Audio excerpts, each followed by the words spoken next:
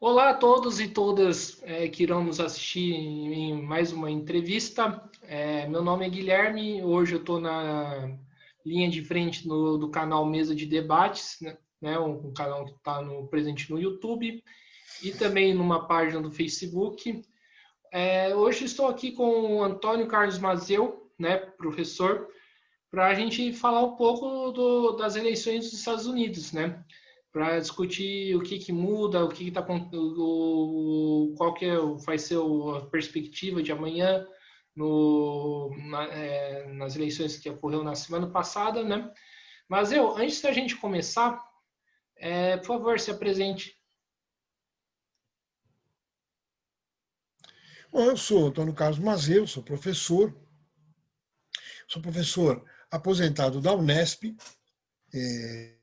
do Departamento de Ciências Políticas, da Faculdade de Filosofia da Unesp, e hoje trabalho nos programas de pós-graduação de História Econômica da USP, da FEFELESH da USP, e no Serviço Social da PUC de São Paulo, onde eu trabalho com metodologia científica, com filosofia das ciências. É isso. Né? Certo. Então vamos começar. A eleição do Biden, pelo menos pelo entendimento que eu tive, você pode falar melhor do que eu, representou uma mudança de correlação de forças entre os setores da classe dominante, ou da linguagem marxista da classe burguesa, onde a extrema-direita organizada no Trump começou a ficar enfraquecer e um setor dito democrático burguês começou a se fortalecer? Ou é correta essa perspectiva, na sua opinião? Olha, eu acho muito complicado. Quer dizer, primeira coisa, quer dizer, os Estados Unidos é um país com um controle absoluto da burguesia, né? Desde vamos dizer, quando acontece a Guerra de Secessão e até antes, quer dizer, até antes você tem já um Estado sob controle de um projeto político e econômico, né? Quer dizer, desde o início, os chamados pais fundadores dos Estados Unidos da América já puseram o colégio eleitoral para exatamente dizendo eles que para evitar que uma região mais populosa tivesse predominância sobre uma outra menos populosa, mas na verdade o colégio eleitoral já aparece como um núcleo de regulação da participação popular. Então isso é um dado importante. Quer dizer, você tem um controle político, né? E mais tarde o surgimento de dois partidos que são partidos importantes já na Guerra de Secessão, na segunda metade do século XIX, né? Que são os democratas e republicanos, que brigam por um projeto. Né? Em determinado momento, na Guerra de Secessão, haviam dois projetos de nação, um projeto muito próximo daquilo que era o Brasil, né?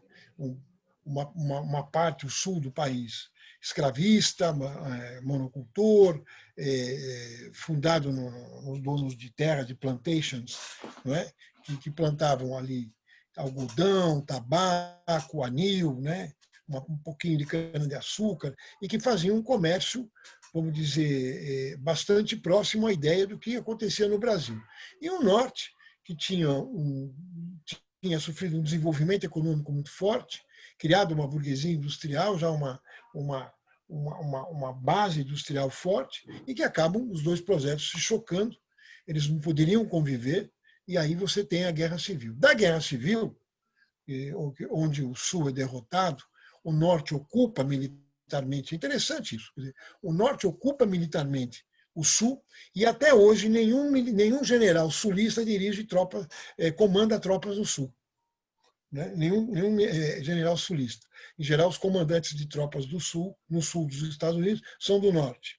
Então, para mostrar o efeito de uma guerra que dilacerou o país, dividiu o país em dois, e que teve como consequência, né, muita gente vai se espantar com o que eu vou dizer, quando as tropas do Norte, as tropas da União, né, que queriam manter os Estados Unidos unificados, entram no Sul, não é? Nos estados confederados, aqueles que estavam querendo sair dos Estados Unidos, eles não só confiscam as terras dos latifundiários, como fazem reforma agrária e distribuem terra para aqueles que eram ex-escravos. Ex-escravizados, é o termo mais correto se dizer hoje.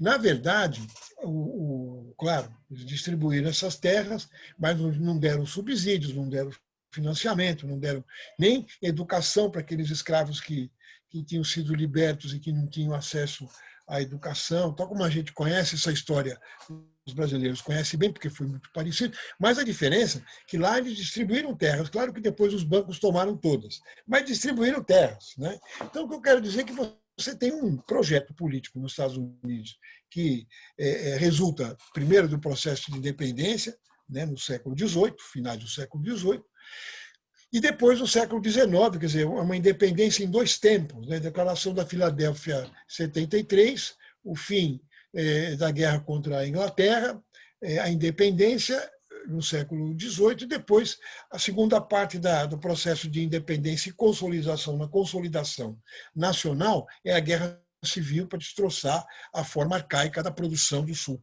né? Aí você tem os Estados Unidos. Dali para frente, dois partidos se revezam no poder: os republicanos e os democratas. Qual o projeto de um, qual o projeto de outro? Ali são variações sobre, como diria um músico, são variações sobre o mesmo tema, né? Eu diria que os Estados Unidos, até em função de ter tido uma guerra civil, uma revolução, eles chamam de Revolução Americana, né? Entendendo a América aqui como os Estados Unidos da América. Também eles confundem muito, né? Eles se dizem os americanos, mas americano é todo mundo que nasceu na América, né? Às vezes chamam a gente de latino, mas latino é quem nasceu em Latina, lá na Itália, né? Nós somos neolatinos, somos populações que falamos línguas neolatinas, espanhol, português, francês, né? Na nossa América tem regiões que falam francês e inclusive inglês, né? Então, obviamente, a América é um continente, não é um país, e ali é os Estados Unidos da América, é um país, né? Que também não é a América do Norte, porque a América do Norte tem lá o Canadá, tem lá o México, né? Enfim, só para ir limpando um pouco a área para a gente entender o que é os Estados Unidos. Então, os Estados Unidos é um projeto hegemonista desde o início, né?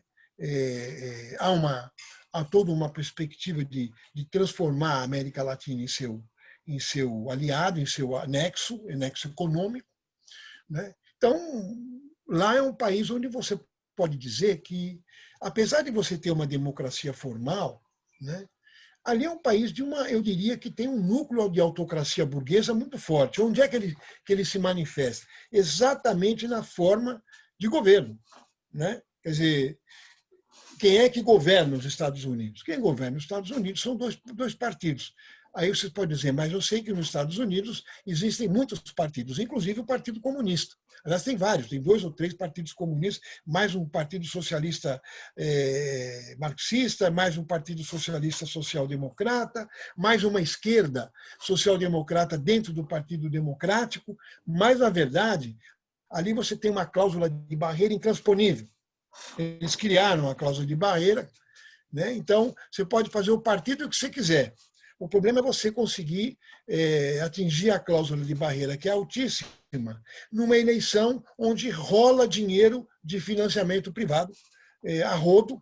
O próprio presidente, candidato a presidente, tanto do democrata como dos republicanos, para poder ser candidato, ele tem que ter já um lastro econômico, apoios econômicos, que inviabiliza qualquer candidatura independente, né? O cara já parte do pressuposto que ele está amarrado com grandes conglomerados, grandes bancos, capital financeiro, monopólios internacionais, nacionais estadunidenses, mas internacionais também. Então, quer dizer, eu diria que os Estados Unidos ele tem um verniz de uma democracia, mas ele é uma autocracia. Eu diria que ele é uma timocracia. E explicar o que é isso. Democracia significa um país comandado por oligarquias econômicas que fazem hegemonia política. Então, os Estados Unidos, no meu modo de entender, é isso. Existem alguns estudos, por exemplo, do professor Leandro Conde, falecido professor, importante marxista brasileiro, que dizia que lá você tem um tipo de fascismo. Ele tem um livro que chama Introdução ao Fascismo, e nesse livro ele vai caracterizar os Estados Unidos como um Estado fascista. Enfim, quer dizer, você tem várias visões, né? Mas a maior democracia do mundo, que a gente fala entre aspas, né, é um lugar onde 538 pessoas votam, elegem o presidente. Então, aquele conjunto de votos, milhões de votos, um país de 6 milhões de habitantes, milhões de votos estão direcionados, né, a você poder ter o cacife para bancar delegados, e os delegados também têm a ver com o número de população de cada estado. Ou seja, você não vota direto no teu presidente. Isso é uma das coisas que existem movimentos nos Estados Unidos, movimentos democráticos, não é? Pressões políticas para que se mude.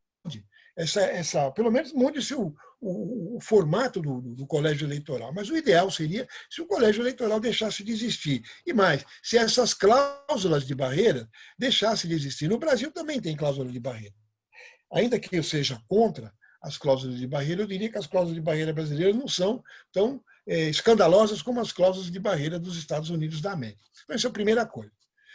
Dito isso, vou falar um pouco das eleições. Todo o processo eleitoral estadunidense é exatamente um embate de projetos econômicos da burguesia, né?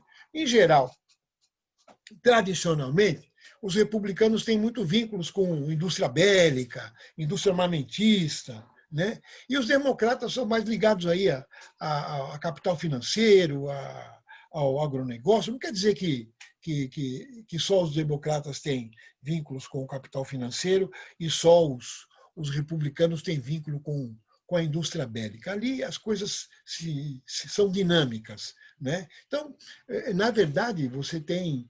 Eu posso dizer que os republicanos, por exemplo, eles são menos protecionistas. Eu estou tirando aqui o Trump, porque o Trump é uma coisa nova e a gente vai avaliar depois o Trump. Mas colocar assim, tradicionalmente, os democratas são mais protecionistas.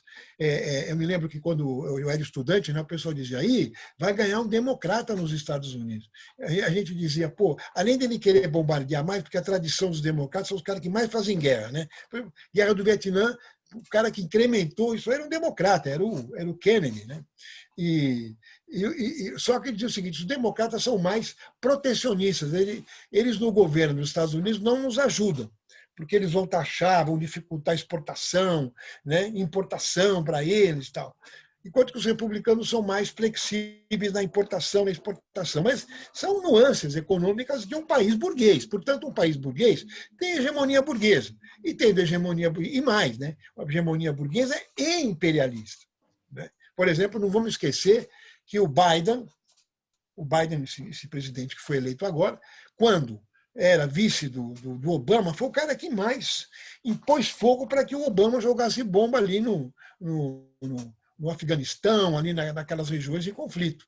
O Biden era o cara que, por exemplo, que fez toda uma política, que coordenou uma política de espionagem nos Estados Unidos, o governo Obama-Biden, democratíssimo, né? Que os democratas, entre aspas, fizeram um programa de infiltrar espiões em governos, tal, né? E acabou chegando até no Brasil, a Dilma ficou brava, aí a Dilma reclamou com o Obama designou o Biden, que era o seu vice-presidente, para falar com a Dilma, e o Biden falou bem claro, olha, isso é uma política externa dos Estados Unidos, nós não podemos nos submeter às vontades dos outros países, né? Tipo assim, faltou a Dilma ter dado uma resposta dura. Se fosse eu, diria, olha, tudo bem, a gente está de acordo. Agora, se a gente descobrir um espião de vocês aqui dentro, também não vamos nos submeter à lógica de outros países. Vamos prender o espião e processá-lo por espionagem. Mas, quer dizer, isso é uma questão de compreensão. Então, os governos democratas também têm uma tradição muito agressiva de bombardeamento, de guerra do Vietnã, de impor suas políticas através de ações militares, né, ações brutais. O Obama acho que foi um dos caras que mais bombardeou nos seus dois governos. Eu não tenho aqui os números, mas o que se sabe é que ele foi um dos caras que mais jogou bomba por aí, né? Então, óbvio que os Estados Unidos ele tem que ser definido nessa característica de um país imperialista, onde os governos, os presidentes são imperialistas. Não temos que ter ilusão.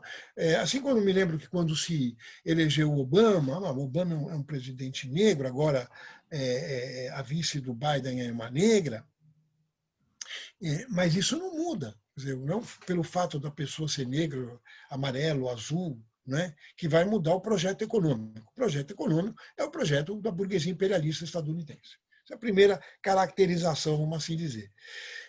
Aí você me perguntou do Trump, né, se ele representa algo novo. Eu acho que o Trump expressa, não nos Estados Unidos só, mas expressa um processo novo no mundo, né, uma aceição de uma direita mais truculenta, porque, na verdade, nós temos que entender o seguinte: há uma crise econômica no mundo, né?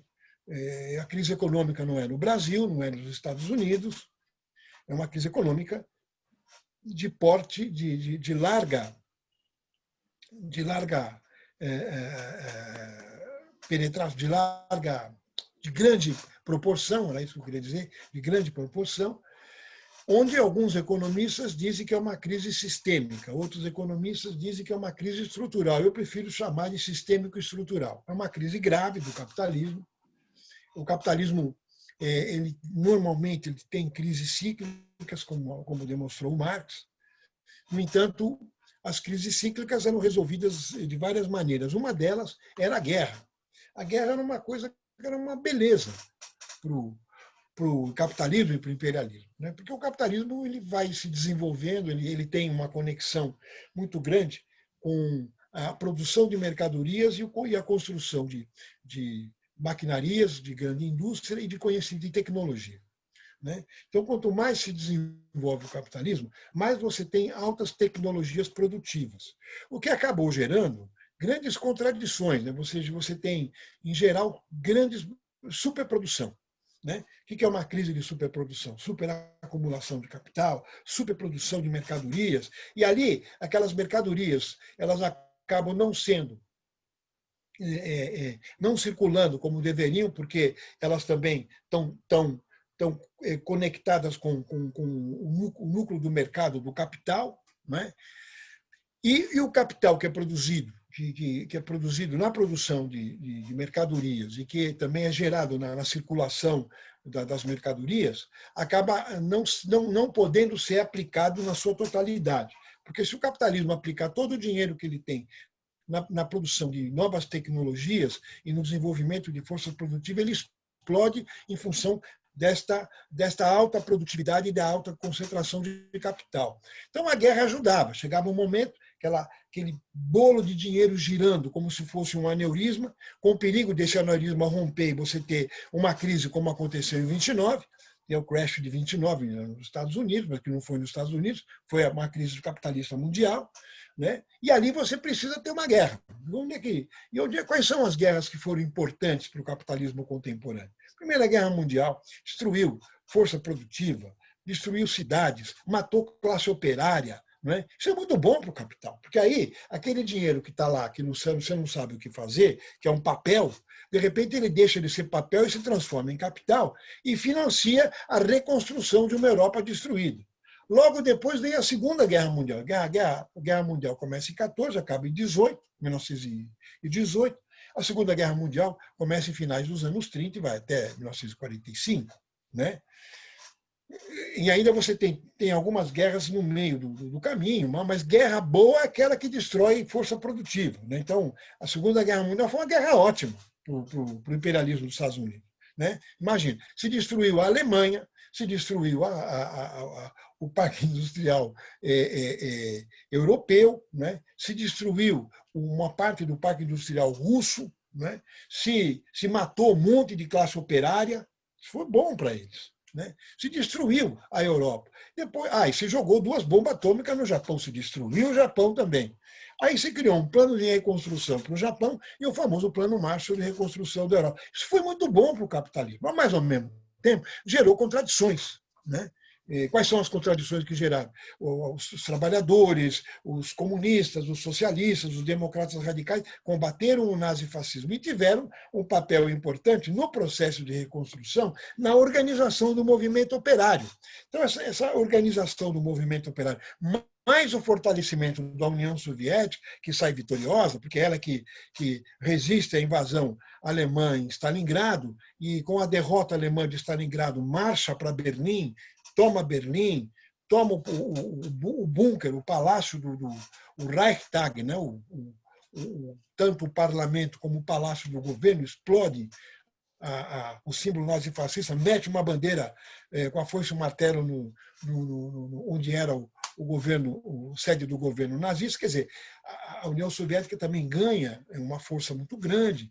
Os partidos comunistas fizeram a resistência, tanto na Itália, como na França, como na Grécia, na Iugoslávia. Né? Enfim, isso significou também que criou alguma dificuldade para o imperialismo, mesmo ele tendo dado um respiro, porque o dinheiro que ele tinha lá girando, aquele aneurisma, é jogado na Europa para reconstruir, e inclusive na União Soviética. Né? A União Soviética perdeu 21 milhões de pessoas. A pessoa costuma dizer, morreram, né, tantas pessoas, morreram 21 milhões de soviéticos. Destruiu-se os parques industriais da União Soviética. Mas ela tinha cacife, tinha exército. E, enfim, esse espectro que eu estou colocando cria na Europa uma social-democracia e um estado do bem-estar social com a pressão dos comunistas, dos partidos comunistas, até a crise da União Soviética. Com a crise da União Soviética, vamos dizer, a organização operária que você tinha, também, obviamente, a reestruturação produtiva que vai começar no finais dos anos 70, ou até um pouco antes, né? Vão desmontando e vão criando também desorganização da luta operária. E, além disso, a crise da União Soviética gera uma crise de subjetividade, de um lado, do proletariado, a crise do movimento socialista comunista, de um lado, que isso gera, mas também, por outro lado, faz com que a burguesia, agora que não tinha mais a União Soviética, faça uma ofensiva brutal sobre os trabalhadores. E aí é que entra essa discussão do Trump. Não sei se você quer que eu faça um intervalo para você me fazer algumas questões, para eu engatar nessa questão do Trump. Não, pode continuar. Pode continuar. Depois eu pergunto mais algumas coisas. É rápido. Eu paro para você colocar outras questões. Mas, de qualquer maneira, quer dizer, o que acontece? Essa ofensiva neoliberal, ela não é uma ofensiva qualquer. Né? A burguesia também aprende a fazer luta de classe. Não são só os trabalhadores, não é só o proletariado, não são só os socialistas, comunistas que sabem fazer luta de classe. A burguesia sabe também, até porque a luta de classes é feita entre ela e o proletariado. De qualquer maneira, essa ofensiva era uma ofensiva, de um lado, uma ofensiva política e econômica, de restringir e tirar direitos, esses direitos que são conquistados no fim da Segunda Guerra Mundial. Por isso que eu falei deles. Né, o famoso estado do bem-estar social que se criou na Europa. Os Estados Unidos nunca se criou. Os Estados Unidos é um país sem seguridade social, não tem aposentadoria pública, não tem saúde pública. Lá é cada um por si, Deus para todos. Ou, né, para dizer a verdade, Deus está ajudando muito mais a burguesia lá do que os trabalhadores. Né? E no Japão a mesma coisa. Então você não tem políticas públicas fortes nos Estados Unidos, nem no Japão.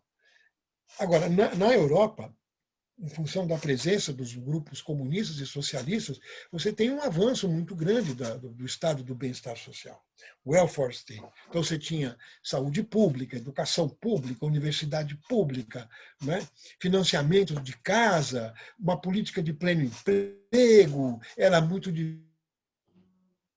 difícil você demitir um trabalhador. Você tinha que provar que o trabalhador não trabalhava bem, que ele era um cara que não estava ajudando no processo produtivo. Era muito difícil mandar um cara embora. Quando você tem a crise da União Soviética, a própria crise do movimento comunista e socialista, o projeto fica meio que, em um determinado momento, perdido, e a ofensiva, e aí que eu quero dizer, a ofensiva neoliberal, ou liberal, se vocês quiserem, ela é muito violenta, ela é política, ela é econômica e ela é midiática. Né? Quer dizer, se nós lembrarmos, muitos dos que estão aqui nos ouvindo, provavelmente são jovens e não vão lembrar ou não eram nascidos. Bem provável que, se fossem nascidos, eram bem pequenos. Lembrar que, por exemplo, você teve uma ofensiva um incremento de rebeliões dentro de países socialistas. Obviamente, o pessoal sabia como atuar ali, principalmente a CIA e os órgãos ligados ao imperialismo, porque você tinha problemas mesmo em alguns países socialistas. Né? Então, vai surgir. Foram várias tentativas, houve várias tentativas. Mas eu diria que nos anos 80, já a crise do bloco socialista muito profunda, se cria. Por exemplo, na Polônia se cria o sindicato Solidarność, absolutamente sob patrocínio do Vaticano e da CIA. Né? Se cria vários movimentos de oposição, fragmentadores, tal, e que, quando você tem a crise do Muro de Berlim, a queda do Muro de Berlim, você tem uma propaganda dos meios de comunicação, o Papa, o João Paulo II, Karol Wojtyła, polonês, membro de um clero extremamente reacionário e anticomunista, que é o clero polonês, né, vai jogar pesado para que você tenha a dissolução da República Socialista da Polônia, inclusive com fake news. O fake news também é uma novidade que vai aparecer aí. Né? Se acusava, por exemplo, o dirigente máximo da Polônia, o Jaruzelski, de um homem corrupto. Jaruzelski era um herói de guerra. Jaruzelski foi o cara que combateu os tanques nazistas a cavalo. Né? Era um homem honrado, um homem que, apesar de ser chefe de Estado, vivia humildemente do salário dos cargos que ele ocupava, de primeiro-ministro, e do salário de militar reformado. Ele tinha sido um militar combatente na Segunda Guerra Mundial. E assim ocorreu, vamos dizer, a própria crise, e eu diria que a própria crise, a própria degradação da experiência soviética acaba favorecendo muito essa ofensiva. E é interessante, porque desses países, tirando a Rússia, que viveu em determinado momento alguma experiência parecida, Polônia, Hungria e outros países ex-repúblicas soviéticas, são governados por grupos de extrema-direita, reacionários, racistas e xenófobos, como é, por exemplo, na Lituânia, como é na Hungria, como é na Polônia. Né? A Polônia é proibido ser comunista, se você for acusado de ser comunista, vai preso, né? Aqui mais ou menos o que era aqui no Brasil na época da ditadura, dos anos 70, até 85, né, de 64 até 1985. Então você tem essa ofensiva, ela, vamos dizer, ela incide sobre também a construção a retomada de projetos políticos que se imaginava derrotados, como por exemplo surge o neofascismo. E o neofascismo, na verdade, não é um fenômeno só dessa ofensiva final que vai ocorrer nos anos 70. O Umberto Eco, que todos nós conhecemos como grande romancista, né? Escreveu O Nome da Rosa, Pêndulo de Foucault, né? Grandes textos, O Nome da Rosa filmado várias vezes, uma beleza de texto e de filme. Ele era professor e ele fazia algumas pesquisas, era professor da Universidade de Bolonha, e ele fazia algumas pesquisas. Uma das pesquisas que ele fez durante muito tempo foi sobre o surgimento do neofascismo. Quando você lê os textos dele dos anos 60, tem um texto publicado no Brasil chamado Diário Mínimo, que são pequenos textos, provavelmente publicados em jornais, em algumas revistas, que ele reúne, colocando sobre a questão do surgimento de um neofascismo que não tem vínculo, vamos dizer, direto com os fascismos clássicos europeus, o alemão, italiano e depois espanhol, francês, né? Espanhol, português. Franco na Espanha, Salazar em Portugal, Mussolini na Itália, Hitler na Alemanha, ou mesmo do Japão, que são onde o fascismo expressa a ascensão do imperialismo, capital monopolista e tal, né? Opressão sobre o movimento operário, repressão violenta sobre os trabalhadores e tal. Este neofascismo, ele pega alguns elementos do fascismo clássico, mas ele é o resultante também de um senso comum que é produto do pós-guerra. Né? E esse senso comum é extremamente conservador. Então, quando você lê, você dá risada. Porque ele está escrevendo isso em 65, 66, né? 67. quando você lê os textos dele, ele fala assim, por exemplo, que no senso comum italiano, né, o Umberto Eco era italiano, ele dizia assim, se você for perguntar para um comerciante médio italiano se ele quer que o filho dele vá para a universidade, ele vai dizer que não, em universidade pública, de alta qualidade naquele momento. Porque hoje na Itália, por exemplo, as universidades o cara tem que pagar mensalidade, anuidade. Né? E naquele momento era uma universidade pública gratuita, como é no Brasil ainda, estamos resistindo à privatização. Ele chegava para um pequeno comerciante, em geral com baixa formação escolar, né, com uma cultura bastante rebaixada, e aí ele vai dizer o seguinte: a televisão tem um papel importante na construção desse senso comum. Ele vai até estudar um fenômeno muito interessante de um cara cujo pai tinha imigrado. Os italianos imigraram muito, né? Eu mesmo sou aqui descendente de imigrantes italianos, né? E o cara que emigrou para os Estados Unidos ficou muito rico lá e tinha um filho que chamava-se Mike.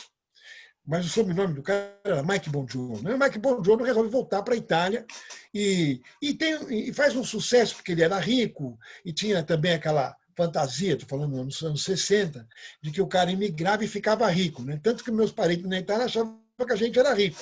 Até meu pai dizia, olha, eu imigrei, mas eu continuei trabalhador assalariado. Então, até o pessoal entender isso. Mas esse Mike Bongiorno acaba tendo um programa na televisão que era um absurdo, tipo desses talk shows que nós temos no Brasil hoje. Né?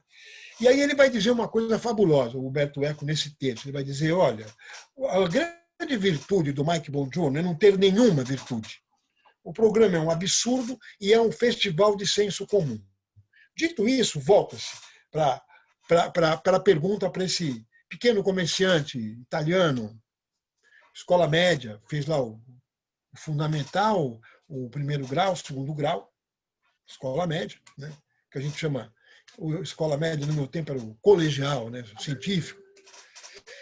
Aí perguntava para o cara assim, por que você não quer que teu filho vá para a universidade? Primeiro que meu filho tem que me ajudar aqui, tem que trabalhar, arrumar um emprego. Segundo, que lá na universidade só tem maconheiro, homossexual e comunista. Se você perguntar para um cara, Bolsonaro, por que ele não quer que o filho dele estude na USP ou na Unicamp ou numa federal, o federal da Bahia, federal de algum lugar, de algum estado brasileiro, e vai dizer exatamente, não, ali o pessoal vai virar homossexual, maconheiro e comunhão, mesmo discurso. E aí a gente começa a ver o seguinte, este núcleo de senso comum ganha uma força muito grande nessa ofensiva liberal. Primeiro porque era necessário você quebrar o estado do bem-estar social. E mais, quebrar também o livre acesso dos trabalhadores à universidade, que isso é uma coisa que ocorria na Europa. Imagina, metalúrgico ia para a universidade, tanto na França, como na Itália, como em qualquer país europeu, né? Os países mais ricos, né? Na Alemanha, países mais ricos. Obviamente, precisava se fechar. Primeiro, criar dificuldade para o cara se manter na universidade. Se transforma a universidade pública numa universidade onde você paga uma anuidade. Isso já é Claro, você tem acesso à escola pública desde o ensino fundamental até o segundo grau, ainda é assim, mas a universidade você paga. Também na Itália é assim. Provavelmente na França ainda não, porque a França o pessoal está quebrando o pau. A segunda coisa, você precisava tirar o acesso dos trabalhadores, dos assalariados ao conhecimento. Segundo, você precisava fazer uma ofensiva muito grande às ideias progressistas. Né? Então se inventou, inclusive, que aqui no Brasil virou moda também, o tal do como é que é, o marxismo cultural. A rigor, marxismo cultural não existe. O marxismo é um estudo de totalidade. Ele trabalha com cultura, com economia, com política, com história, com filosofia. Ele é de amplo respiro e de amplo espectro de totalidade. Essa ideia de marxismo cultural, na verdade, tem a ver com as discussões de um filósofo, de um pensador italiano, que, na verdade, era um dirigente do Partido Comunista Italiano, era o Antonio Gramsci, que trabalhava com a ideia de que a luta de classe ela também é feita no âmbito tanto da política como da cultura. E aí, tanto a burguesia como os trabalhadores vão lutar para construir hegemonias, né, núcleos hegemônicos das suas perspectivas. Né? Então, essa é uma das coisas que a burguesia aprendeu. Então, ela fez esse trabalho de hegemonia, essa ofensiva, mas em cima do senso comum.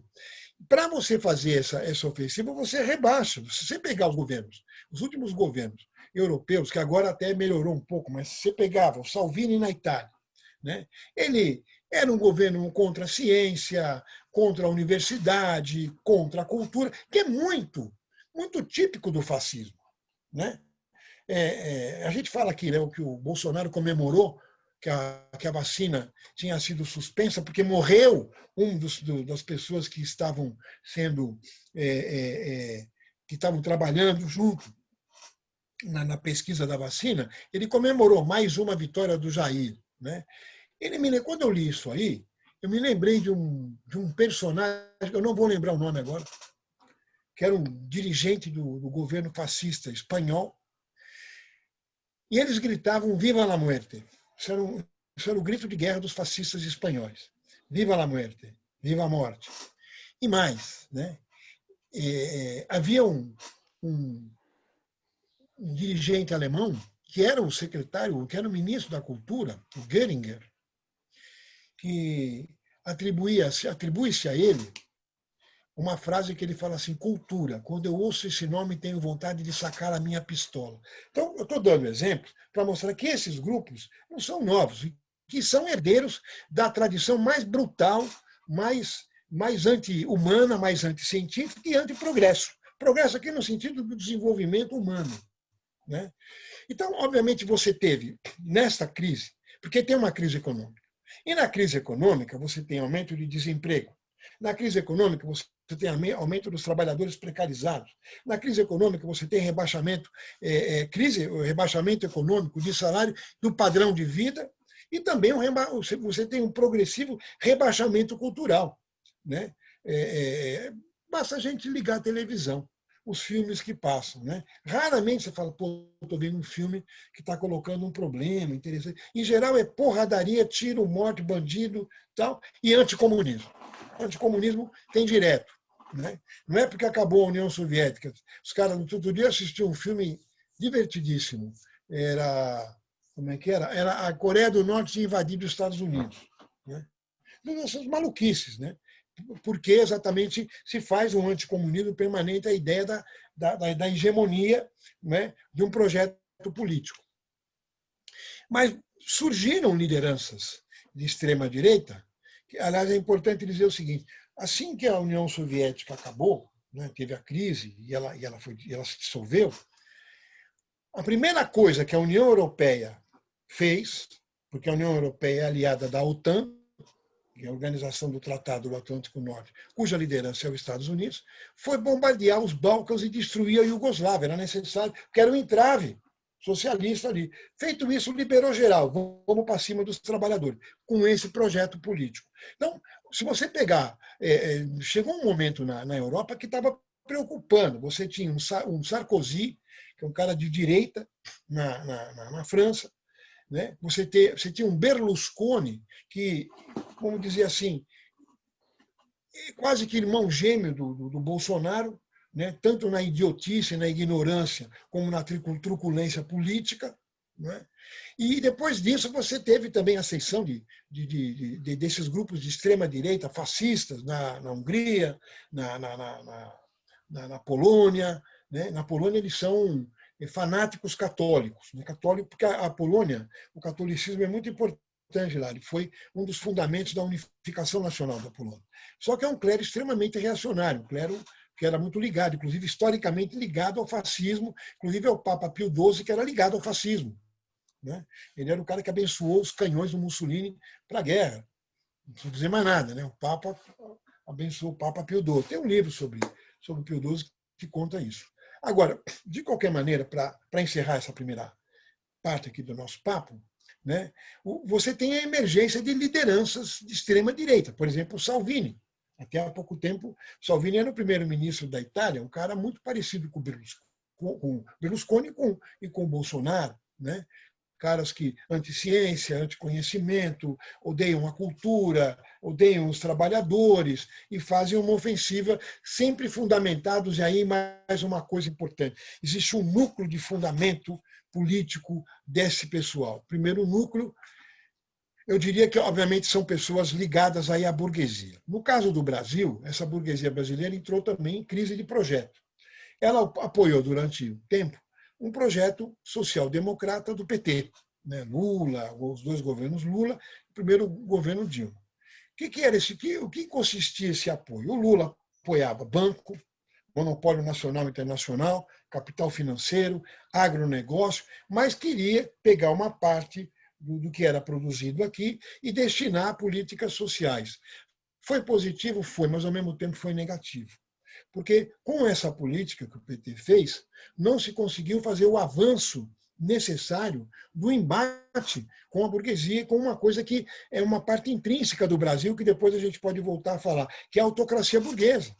Que é uma autocracia. O que é uma autocracia burguesa? Um núcleo de poder que não abre mão do seu poder econômico e político e que vem, vamos dizer, numa trajetória desde o Brasil imperial escravista, desde quando se funda o Estado brasileiro, em 1822. Essa economia escravista, elitista, contra o povo, racista. Né? Então,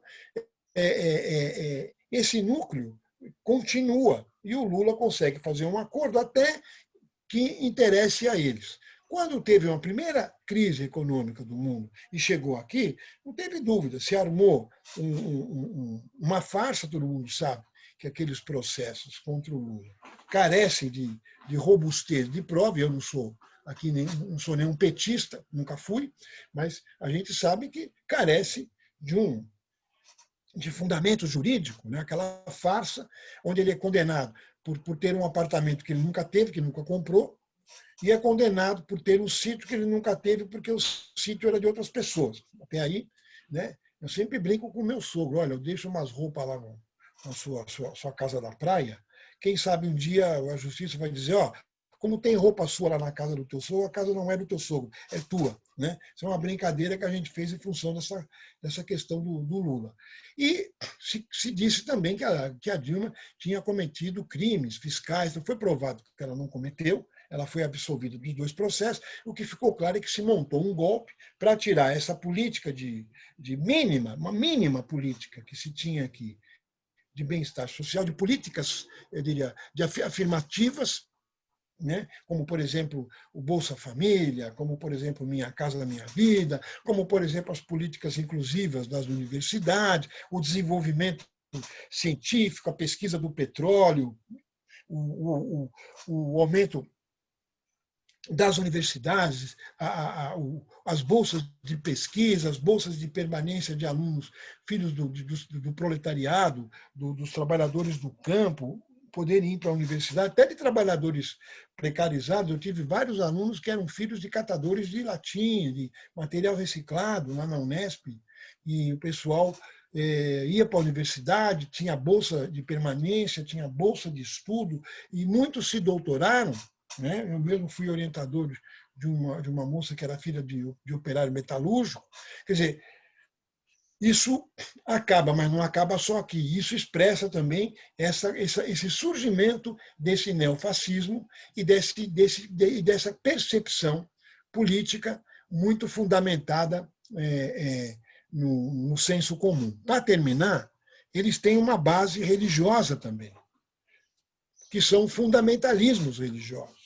Não só o núcleo pentecostalista de extrema-direita, mas os núcleos católicos de extrema-direita, né? Fanáticos, fundamentalistas, que são os grandes reprodutores do senso comum, né? Da ideia inclusive de uma política fake. Né?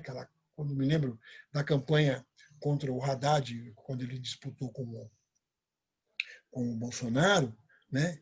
Existiam aquelas coisas absurdas, né? A cartilha, como é que é, de homossexualidade, a mamadeira de piroca, quer dizer, coisas que e as pessoas acreditam nisso, né? Manipuladas, e a baixa escolaridade também ajudou muito que se manipulassem pessoas com esse tipo de... Querem acabar com a nossa religião, querem acabar com a família, agora todo mundo tem que ser homossexual. Isso nunca foi política de Estado. Né? Ainda que o Estado dissesse, somos laicos, as pessoas, e o Estado como laico, ele não tem o direito de... Isso foi uma conquista da sociedade, mas o Estado é laico. O Estado, as pessoas têm direito de serem aquilo que elas querem ser, né? Então, se fez alguns progressos, como, por exemplo, o casamento de pessoas do mesmo sexo. Quer dizer que você está estimulando que todo mundo vire homossexual e case, porque dizia assim, vai todo mundo casar, homem com homem, mulher com mulher, vai acabar a família. Quer dizer, isso era isso também acontece nesses outros países. E um dos países onde isso mais acontece é o país lá do seu Trump, né, que perdeu as eleições e continua tendo milhares de pessoas fazendo fake news, dizendo que houve fraude, mas não se consegue comprovar as fraudes, né? Enfim, um pouco é o caldo de cultura de hoje, né? Uma guinada do mundo à direita e uma guinada do mundo uma postura mais repressiva, né, em relação aos trabalhadores, sem contar o que acontece no Brasil, né? Isso, Muito Guilherme. bom. Muito bom. Muito bom mesmo. A gente sabe que a gente acompanhou que esses anos que o Bolsonaro teve no governo, né, ele manteve uma postura bastante aliada ao Trump, né? Como que fica a posição dele em relação ao novo governo do Biden? Olha, eu acho que é isso que eu queria falar também. Primeiro, o significado da derrota do Trump. Apesar de eu ter dito que o Biden é um homem do imperialismo e que agora eu não lembro o nome da vice-presidente, Kamala, e que a Kamala seja uma pessoa ligada a esse grupo, porque ela está articulada com o grupo do Obama, com o grupo do Biden e tal, né? Apesar deles serem caras do imperialismo, pessoas de confiança do imperialismo, é importante perceber que houve nos Estados Unidos alguma coisa nova. E aí vamos começar a falar, hoje só falamos do negativo, né? Vamos falar do positivo. O que é o novo nos Estados Unidos? Primeiro, um grande movimento, eu diria, um movimento social muito forte. Obviamente, os negros protagonizam isso, protestando a céu aberto contra uma política que os brasileiros conhecem, né? Que é aquela política das polícias dos Estados Unidos, de vários estados, não é de um estado só, matarem negros, assassinarem negros, por diversos motivos. Se conseguiu dar uma visibilidade a partir daquele caso do rapaz que morreu porque não conseguia respirar, né? Era um rapaz, inclusive, obeso, que dizia que não conseguia respirar e morre. Tem um segundo rapaz que o policial põe o joelho no seu pescoço e não consegue respirar e morre. Existem negros jovens baleados pelas costas, baleados quando saía do carro. Quer dizer, e se começa não só a denunciar esse processo todo, né, através do Vidas Negras Importam, né, Black Lives Matter, né, mas também indo para a rua e fazendo o confronto político. Isso tem um papel importante num dos setores do Partido Democrata. Claro, o Partido Democrata é um partido que tem uma hegemonia, mas tem contradição dentro dele. Existem núcleos ali, sociais-democratas e até anti-imperialistas, mas eles são minoritários. Mas esses núcleos se fortaleceram muito, né, nesse processo de avanço, de luta política nos Estados Unidos. Isso é uma coisa que devemos falar, não só do movimento negro. O movimento negro foi importante, mas também daqueles não negros que foram apoiar os negros. Vamos lembrar que os Estados Unidos, diferentemente do Brasil, os negros são minoria, são 15%, 16% da população, né? E ali você tinha também latino-americanos que passam também a reivindicar, porque são tão segregados como os negros, né? E ainda os latino-americanos são chamados de hispânicos, latinos, né? Porque os Estados Unidos quer dizer que os americanos são eles, né? Não, americanos somos todos nós, inclusive eles, né? E ali, quer dizer, nesse grande movimento de latino-americanos, inclusive é interessante, você tem uma cunha lá na região lá da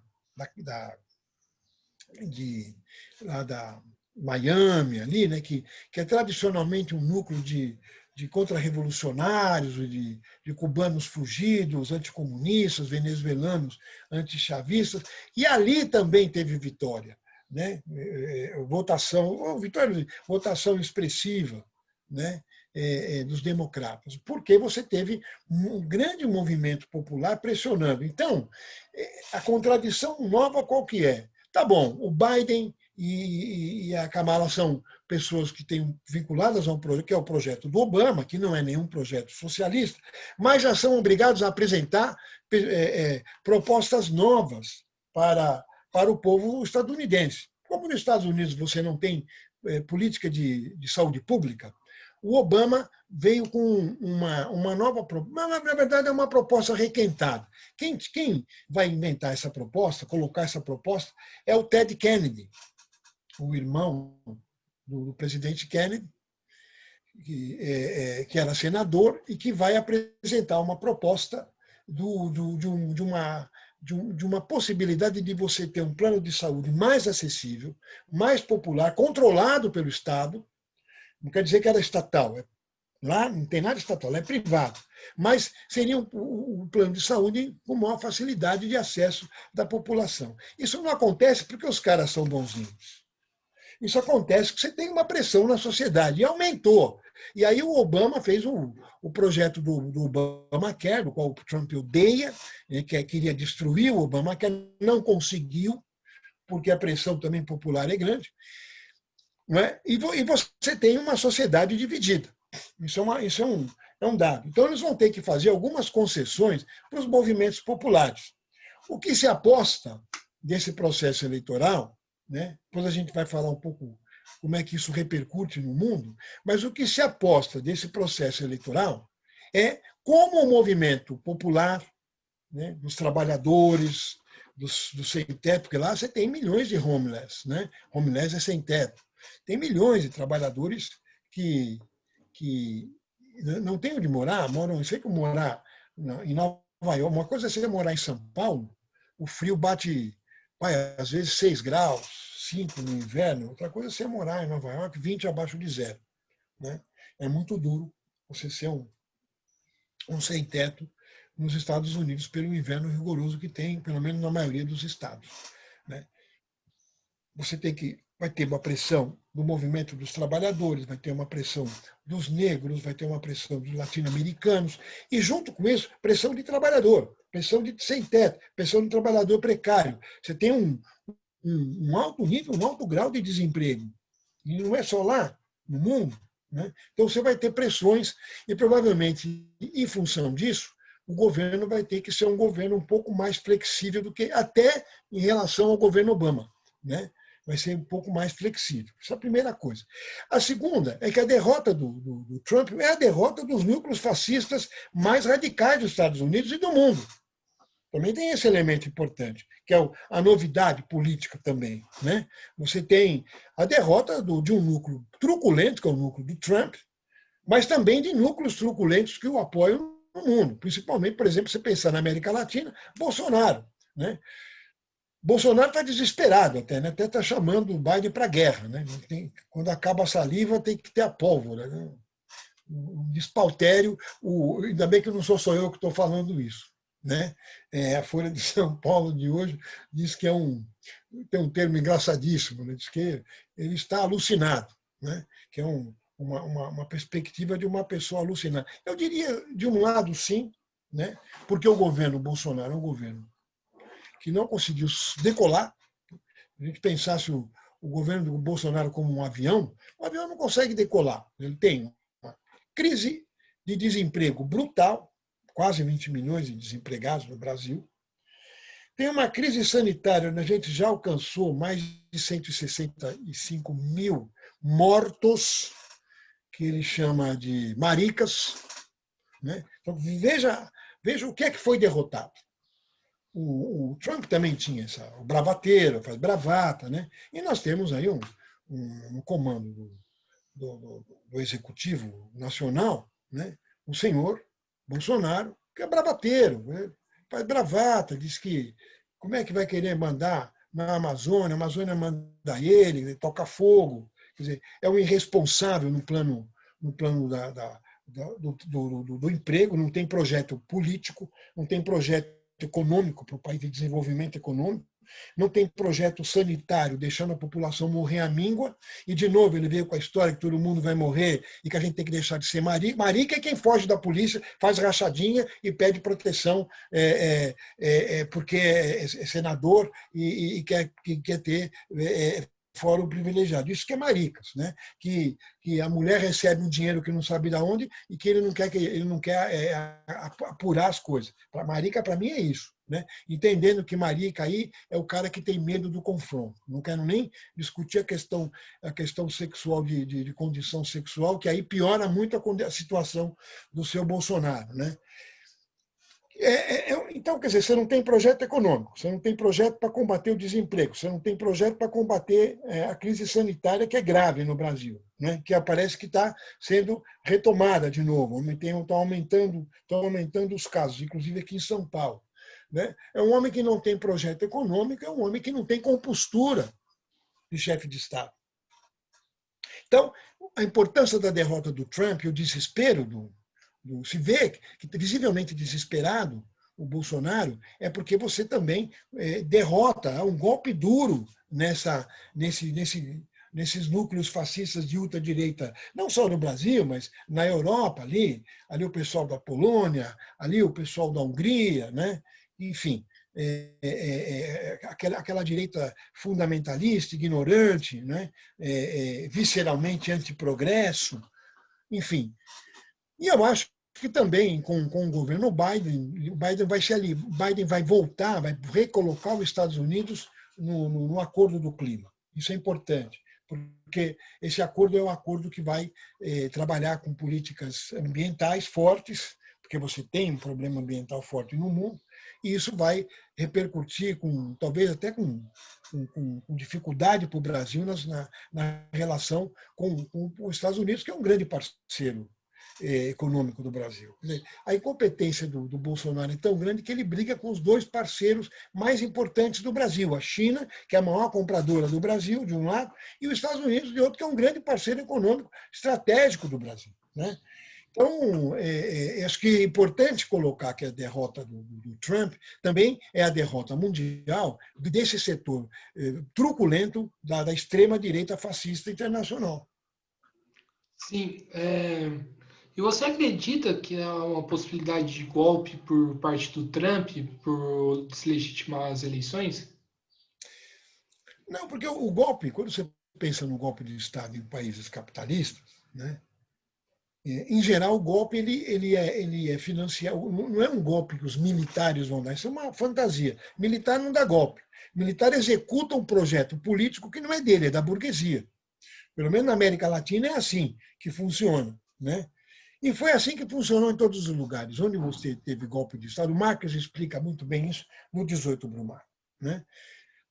Lá o sobrinho do Napoleão, quando ele dá o golpe, utiliza as forças armadas, tal, né? Mas ele está aliado com a burguesia, com setores do campesinato rico e com o lumpen proletariado. Se você quiser, né? Esse lumpen proletariado, que em alemão significa proletariado em farrapos, lumpen em alemão é farrapo, mas mais do que isso, é esse contingente de pessoas desordenadas que não têm projeto político, que não tem projeto social, são desordenados eticamente, moralmente, são pessoas desajustadas na vida social, né? E que fazem parte, em geral, desse núcleo que a gente chama marginal, que atua junto com a burguesia. Pensando no Brasil, você tem aí as milícias dos quais os Bolsonaro fazem parte, você pode dizer isso porque está comprovado, está tomando processo, inclusive, em função disso, né? Também tem um processo em função disso, um dos filhos do Bolsonaro, né? E esses núcleos são úteis para a burguesia nesses momentos de confronto, de necessidade de você reprimir o movimento dos trabalhadores. O azar do Brasil é que isso acontece junto com uma pandemia. E a pandemia ajudou a desmobilizar mais ainda os trabalhadores. Mas eu acho que aos poucos vai se tomando pé da coisa, né? E principalmente pressionar esse parlamento brasileiro, que foi um parlamento que aproveitou essa onda do impeachment. O Brasil foi muito isso, né? Quer dizer, você teve o papel dos meios de comunicação foi fundamental para o golpe de Estado de 2016. Né? Você tinha todas as grandes emissoras, Rede Globo, mas não era só a Globo, era a Band, era a Record, eram os canais pagos, né? Fazendo uma campanha permanente para desacreditar, jogando fake news, e hoje dizem que são contra os fake news. Né? Mas foram os caras que mais fizeram e impulsionaram os fake news, fazendo propaganda para essas passeatas que houve no Brasil inteiro. Aí você, quando tinha a passeata no domingo, ia lá nunca me esqueço, o jornalista da Globo dizia: vejam, famílias, crianças, velhos, dizendo, está vendo? São pessoas do bem que estão aqui, porque, né, as outras manifestações não tinha criança, ninguém tinha família, ninguém trabalha. Né?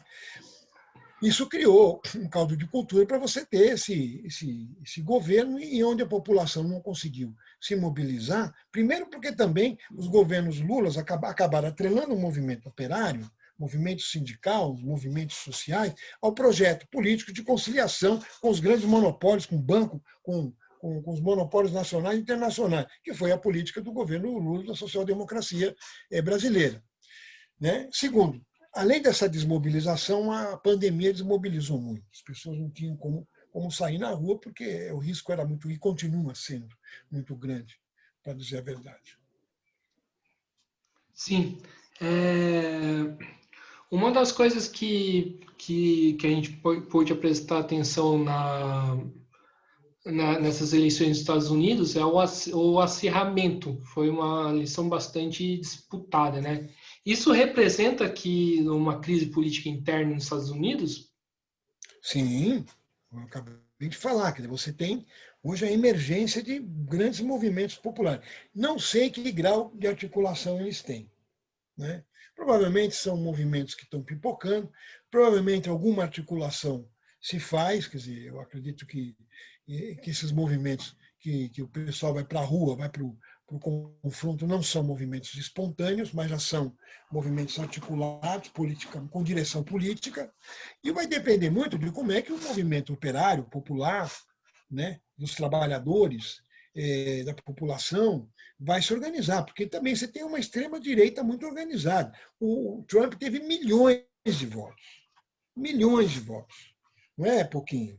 Né? Ele teve tantos milhões de votos quanto o Biden. O Biden ganha por uma diferença aí de alguns milhões, mas se você pensar, as casas de votação são mais de 70 milhões para cada um deles. O que significa que você tem ainda um núcleo dos Estados Unidos, o que eles chamam de Estados Unidos profundo, né?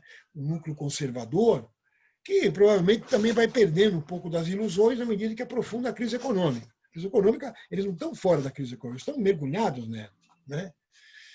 Então, eu acredito que isso também vai ter uma dinâmica. Agora, não podemos achar que eles estão derrotados definitivamente.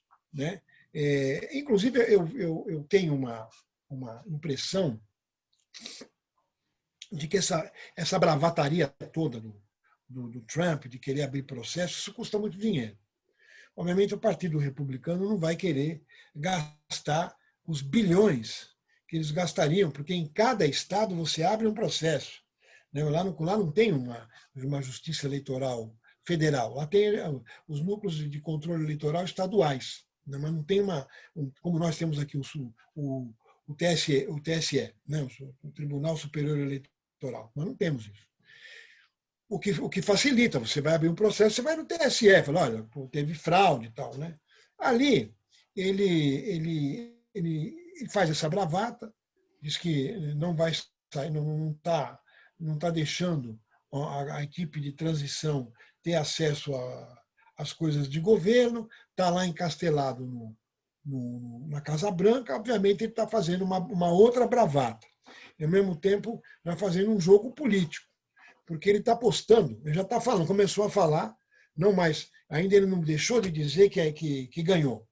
Ou melhor, ele parou de dizer que ganhou, continua dizendo que teve fraude e já está falando na próxima eleição, né? Então, como é uma eleição de 4 em 4 anos, nós vamos ter em 2025 uma eleição para presidente da República.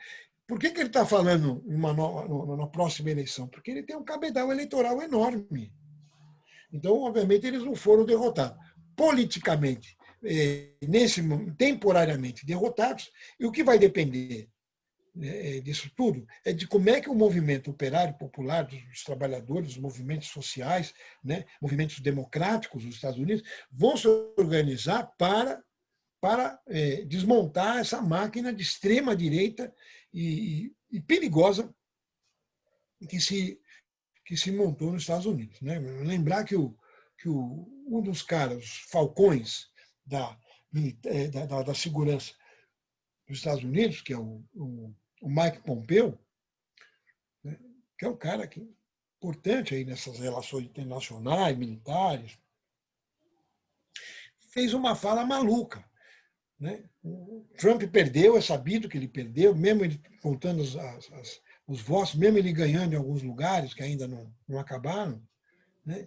Mas se sabe que o Trump perdeu as eleições, mas o Mike Pompeo disse: não, vamos preparar uma transição tranquila para o segundo mandato de Trump. Isso é perigoso, mas tudo isso faz parte de uma encenação política, preparando, porque ele vai sair atirando.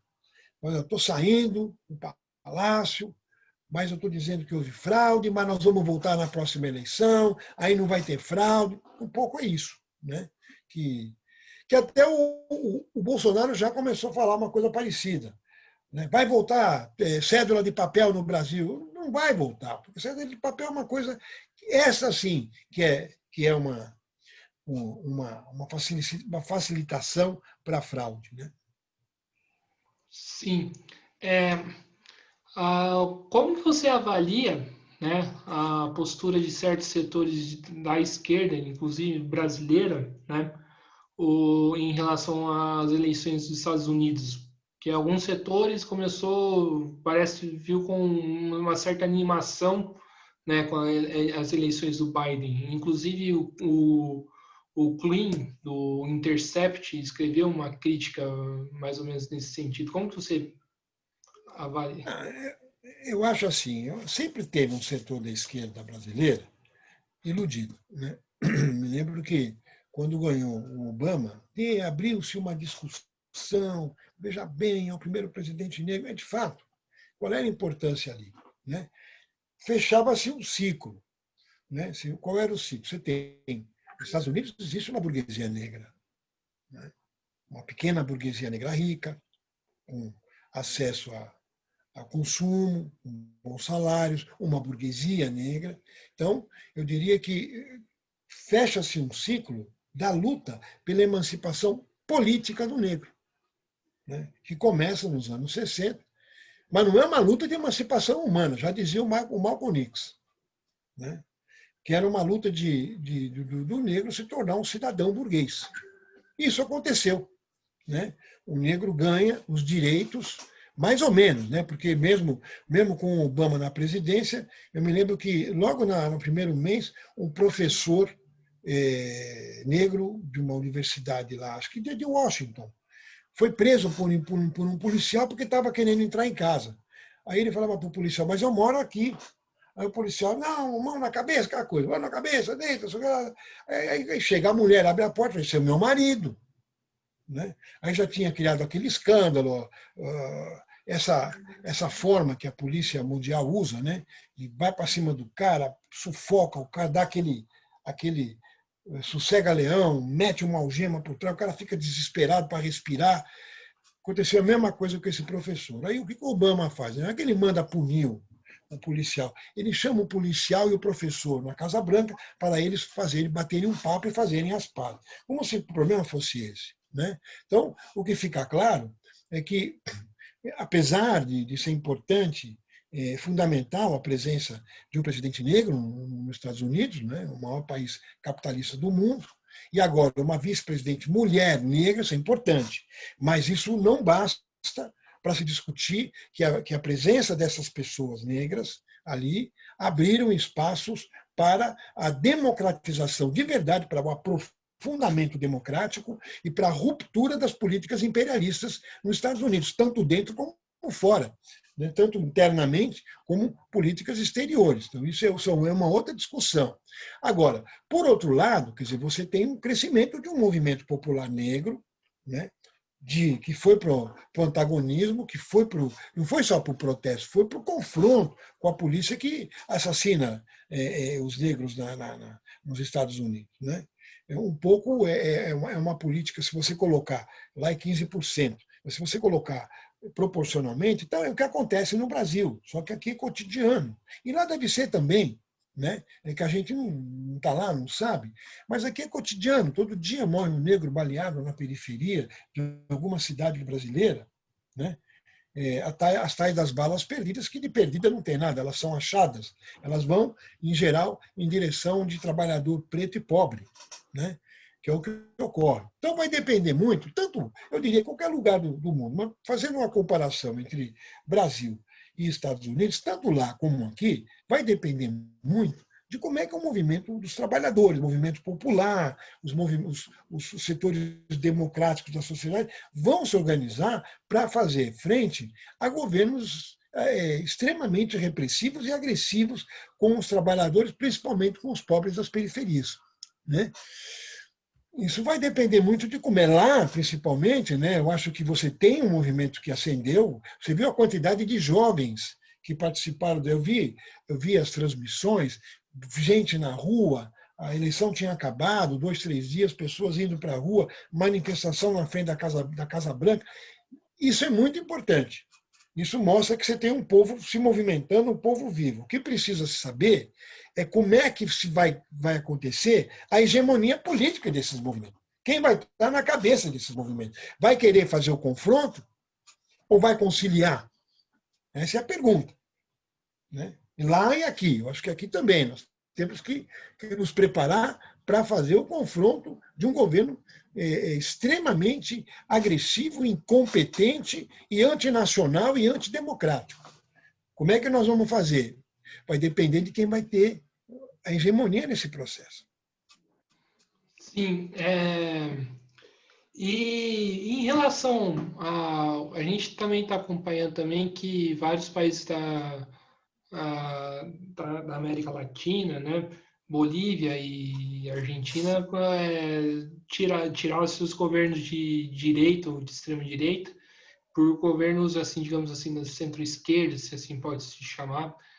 Como que fica a relação dos Estados Unidos com esse governo novo, com esses países? Eu acho que o Biden já falou.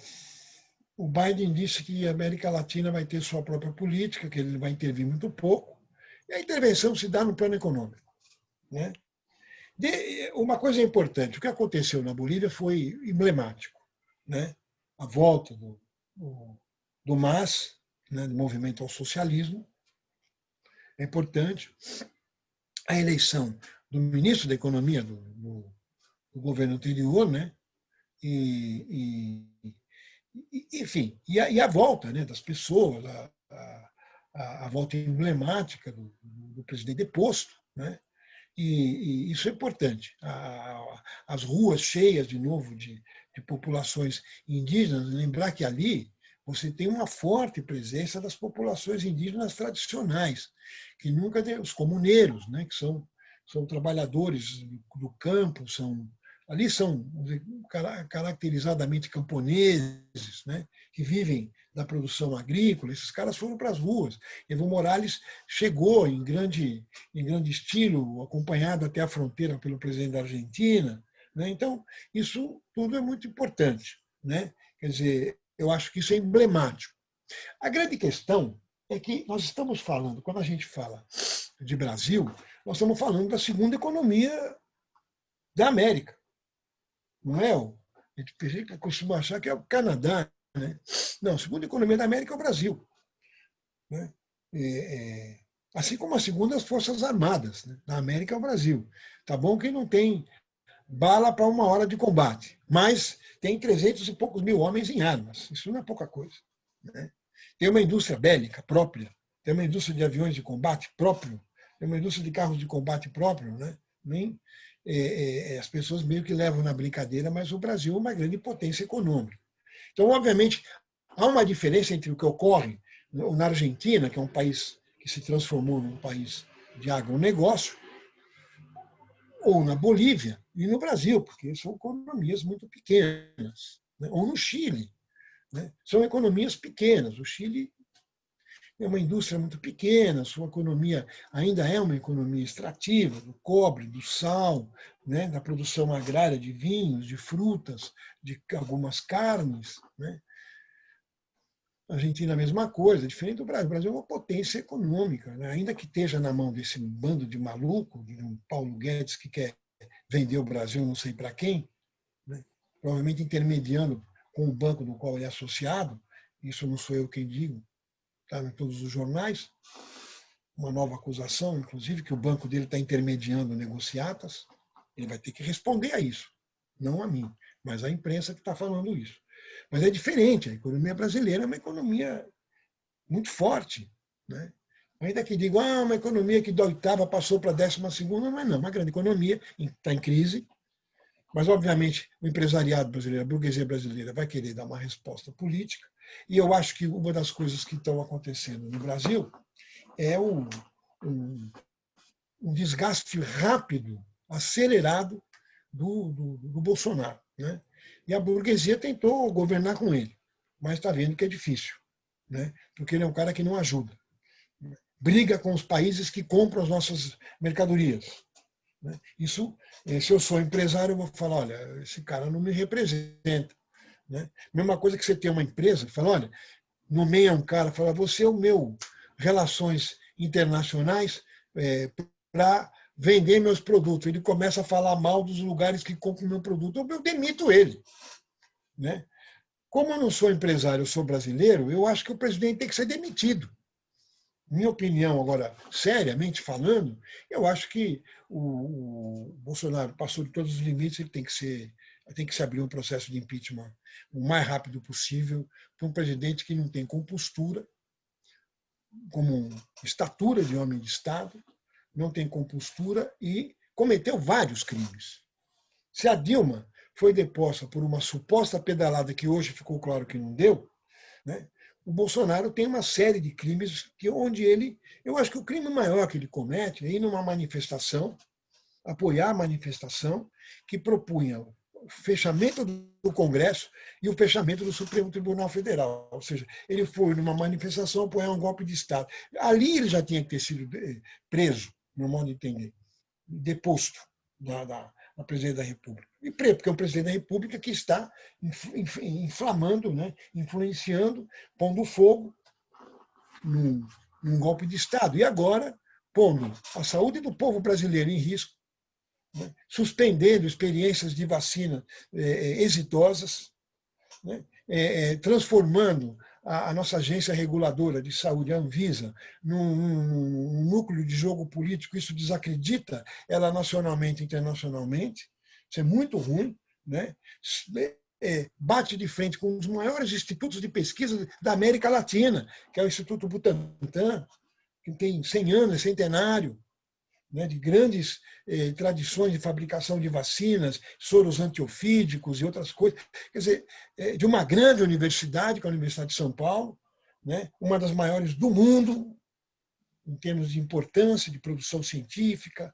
Quer dizer, eu acho que e a crise econômica, que não tem proposta de desenvolvimento econômico, não tem proposta para o desemprego, abandona a população à morte, numa pandemia, eu acho que já deu, na minha opinião, assim, agora é uma opinião como analista, como professor, como sociólogo, já deu. Não tem como a gente manter esse senhor enlouquecido, ensandecido no poder. Esse é o recado que eu deixo aqui para terminando a nossa conversa. Imagino que nós estamos chegando no fim, né? Sim. E para fechar, você consegue traçar uma perspectiva para os Estados Unidos para o futuro? Olha, é difícil. É aquilo que eu disse. Quer dizer, vai depender muito de como é que vai ser a resposta do movimento operário popular, movimento social. obviamente, como é que vai ser a resposta também da burguesia? Os Estados Unidos é um país de autocontrole dos meios de comunicação, né? Ali, os meios de comunicação têm posições políticas, como tem aqui. Lá você tem canais republicanos, como a Fox, canais democráticos, como a CNN, né, que temos aqui, inclusive, uma filial, a CNN Brasil, né?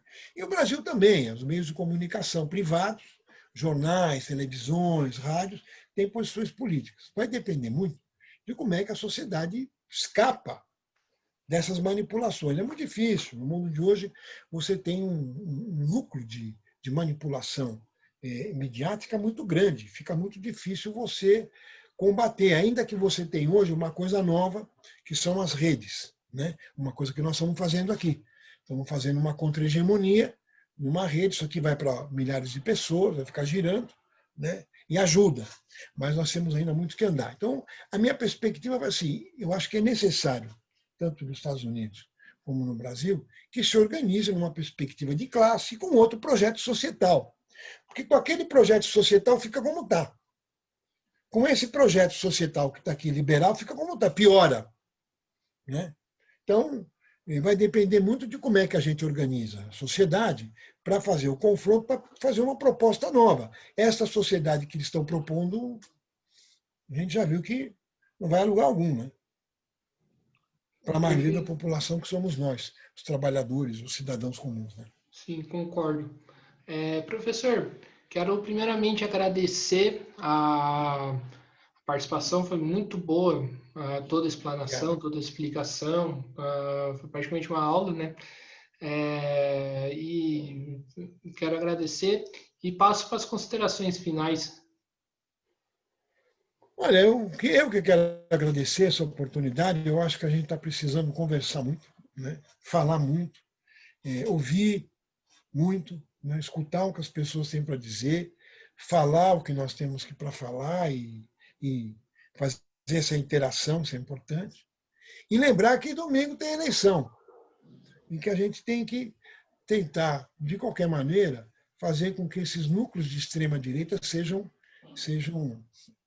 derrotados, né? Que se tenha muito claro a necessidade de se votar em candidatos que tenham condições de fazer o confronto, né? Tanto no primeiro como no segundo turno, do atraso, de políticas de destruição de direitos dos trabalhadores, de políticas que mantêm trabalhadores em vida, em condição de vida precária, né?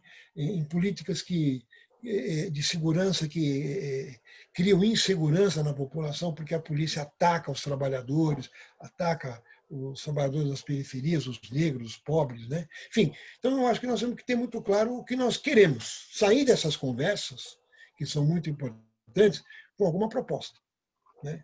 Primeira coisa é a gente ver esta sociedade que eles estão propondo para nós, a gente já viu que não dá. Está esgotado, todas as suas potencialidades se esgotaram. Então nós temos que construir alternativas de sociedade. Concordo também. Então é isso.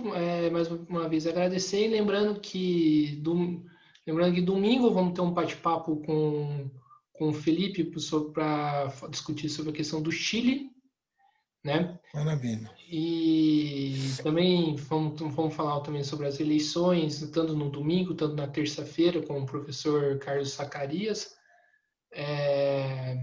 E sexta-feira vamos conversar amanhã, né, sobre algumas notícias do que ocorreram na semana. Essa programação